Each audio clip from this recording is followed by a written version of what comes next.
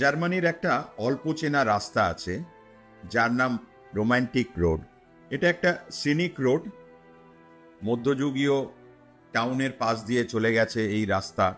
প্রায় 350 কিলোমিটার বিস্তৃত এই রাস্তা, আর এটাকে স্বপ্নের রাস্তা বলা হয়, কারণ এই রাস্তাটা যত সুন্দর তার আশেপাশের টাউনগুলো ততটাই সুন্দর, আর এগুলো পর্যটকদের খুব প্রিয় জায়গা। আমি এই রোমান্টিক রোডের 3টে টাউনে গেছি। এটা শুরু হয় উডসবার্গ থেকে, উডসবার্গে গেছি, মাঝে আছে রটেনবার্গ, ওটা গেছি, আর সব শেষে আছে ফুসেন, ওটাতেও গেছি। আজ আবার চলেছি এই ফুসেনের পথে। ট্রেন আমার পৌঁছে যাবে ফুসেনে। এই ফুসেন বিখ্যাত দুটো কারণে, একটা তো এর এই মধ্যযুগীয় ওল্ড টাউন আছে, আর এর পাশে রয়েছে আর একটা দুর্গ, নয়শওয়ানস্টাইন ক্যাসেল, যেটা জার্মানির বিখ্যাত একটা আইকন বলতে পারেন। আর আমাদের এবারের পর্ব এদের নিয়ে। পাহাড়, লেক, সবুজ বনভূমি আর মধ্যযুগীয় স্থাপত্য সব মিলিয়ে এটা জার্মানির এক ফটোজেনিক শহর।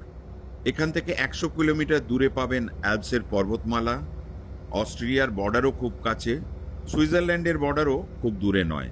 আমি যাচ্ছি জুরিক থেকে, 3 ঘন্টা ট্রেন জার্নি। তবে মিউনিক থেকে আসা সুবিধে, ওখানে মাত্র 2 ঘন্টায় আপনি পৌঁছে যাবেন মিউনিক থেকে ফুসেনে। এখন আমি আছি ফুসেন বলে একটা শহরে। এটাকে জার্মানির একটা স্মল টাউন বলতে পারেন বা ভিলেজ বলতে পারেন। ওখানে ছোট্ট একটা টাউন, তার পাশে সব গ্রাম। এটা বাভেরিয়া অঞ্চল। ফুসেন শহরকে বলা হয় রূপকথার দরজা, কারণ এটা রোমান্টিক রোডের একটা গেটওয়ে, নয়শওয়ানস্টাইন ক্যাসেল আর তার প্রবেশ নগর। এখানকার প্রাকৃতিক দৃশ্য খুবই সুন্দর, যে দেখে মনে হবে যেন ক্যানভাসে আঁকা একটা ছবি।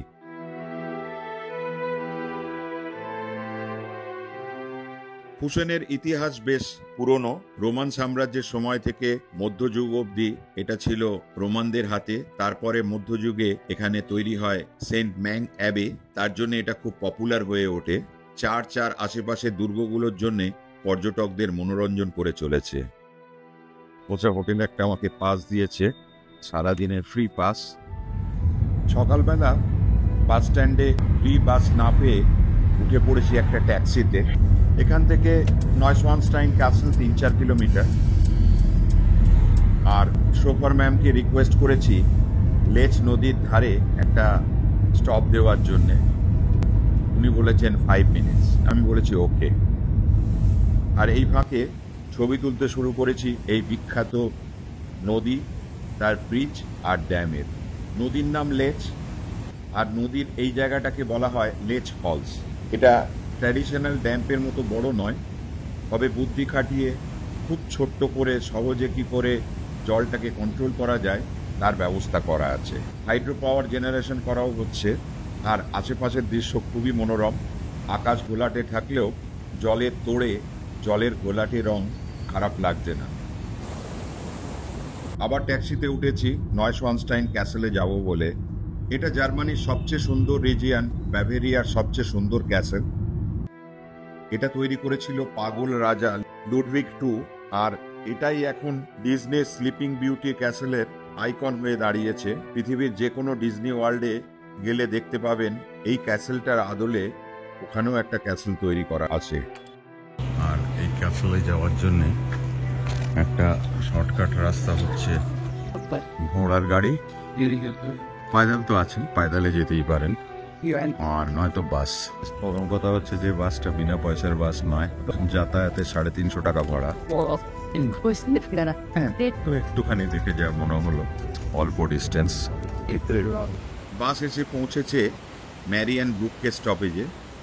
ব্রুককে মানে হলো ব্রিজ, আর এই 100 ফুট লম্বা এই ব্রিজ, এখান থেকেই পাওয়া যাবে নিউশওয়ানস্টাইন ক্যাসেলের সবচেয়ে সুন্দর ভিউ। পাশেই রয়েছে পোলার্ড গর্জ। দীর্ঘ সময় ধরে প্রতিকূল আবহাওয়ার মধ্যেও পর্যটকদের বহন করে চলেছে এই ব্রিজ। আর আলপসের পাহাড় থেকে বরফ গলা জল এসে পড়ছে এই পোলার্ড গর্জে। ভারী সুন্দর এই দৃশ্য। আর এটা দেখার জন্যে পর্যটকরা অবশ্যই আসেন এই ব্রিজে।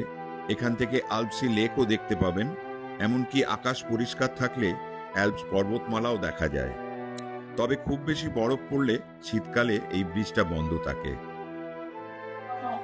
এই মেরিয়ান ব্রুককে থেকে হাঁটা পথ চলে গেছে নয়শওয়ানস্টাইন ক্যাসেল অবধি, 35 মিনিটের হাঁটা পথ। আর আপনি যদি হাঁটতে না চান তাহলে আবার বাস স্ট্যান্ডে গিয়ে পরের স্টপে একদম ক্যাসেলের কাছে নামতে পারেন।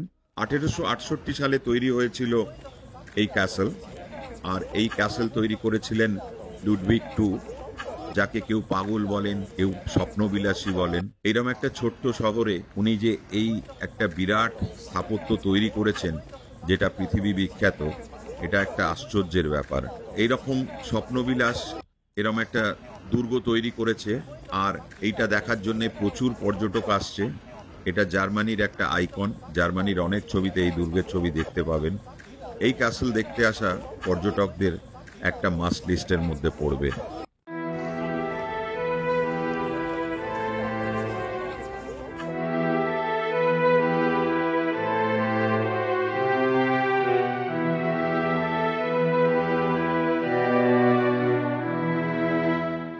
নয়শওয়ানস্টাইন ক্যাসেল ছাড়াও এখানে রয়েছে আরও একটা ভারী সুন্দর ক্যাসেল, যেটা নয়শওয়ানস্টাইন ক্যাসেলের চেয়েও বেশি পুরনো। এর নাম হচ্ছে হোহেনসোয়ানাগাউ ক্যাসেল। এটা 1200 শতকে তৈরি, তবে ক্রাউন প্রিন্স ম্যাক্সিমিলিয়ান এটাকে 1833 সালে সংস্কার করেন, আর ওখানেই বসবাস করেছিলেন। তো এই ক্যাসেলটা আরও পুরনো, কিন্তু এই ক্যাসেলটার বিউটি খুব সুন্দর। নয়শওয়ানস্টাইন যেরকম শুধু একটা পাহাড়ের পর্যায়ে অবস্থিত, তার বিউটি আলাদা। পাহাড়ি বনাঞ্চলের মধ্যে অবস্থিত, এর মধ্যে গার্ডেন রয়েছে, বিভিন্ন ঝর্ণা এবং বিভিন্ন রকমের ঘরবাড়ি রয়েছে, টালির ছাদ, এই সব মিলিয়ে এই জায়গাটাকেও ভারী সুন্দর লেগেছে আমার।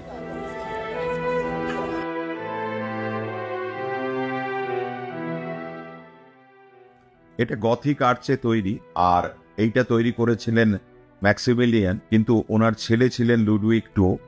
ওনার এই ক্যাসেলটা পছন্দ হয়নি, সেই জন্যে এই ক্যাসেলটার চেয়েও একটা আরও বড় ক্যাসেল, আরও সুন্দর ক্যাসেল তৈরি করার জন্যে উনি ওই ক্যাসেলটা তৈরি করেছিলেন। এটাকে ওই জন্য বলা হয় ওনার স্বপ্নের ক্যাসেল। এইটুকু ছোট জায়গার মধ্যে হয়তো দুটো ক্যাসেলের দরকার ছিল না। লুডউইগ টুর স্বপ্নবিলাস ওই ক্যাসেলটাকে গড়ে তুলেছে। তবে এই ক্যাসেলটাও আমার খুব ভালো লেগেছে। এই ক্যাসেলটা অবশ্যই আপনারা আসবেন।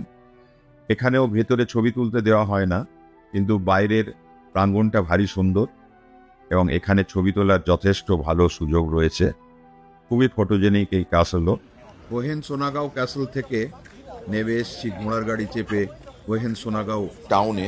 ছোট্ট টাউন, ভারী সুন্দর, একটা লেক আছে এবং আশেপাশে অনেক হোটেল রেস্টুরেন্ট প্রচুর রয়েছে। এটা দুটো ক্যাসেলে যাওয়ার জন্য একটা ছোট্ট শহর বলতে পারেন। দুদিকেই দুটো ক্যাসেল রয়েছে, এখানেই টিকিট কাউন্টার, আর এখান থেকেই আমরা বাস ধরবো ওল্ড টাউন যাওয়ার জন্যে।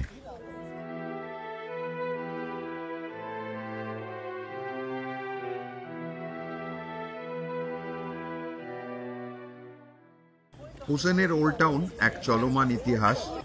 কবলস্টোন রোড, নতুন বাড়ি, চার্চ, ক্যাফে, রেস্টুরেন্ট আর দোকানে পর্যটকদের ভিড়, সব মিলিয়ে একটা উৎসবমুখর পরিবেশ। এখানে অনেকগুলো উৎসবও হয়।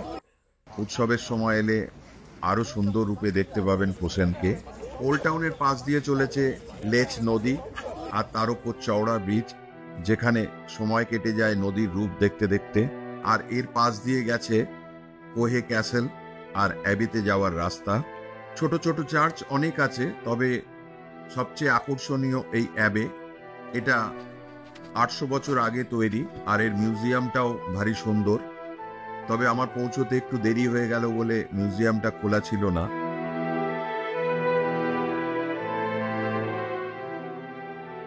তাই ক্লক টাওয়ারের উপরে চলেছি কাঠের সিঁড়ি দিয়ে, উপরের ভিউ আপনাদের দেখাবো।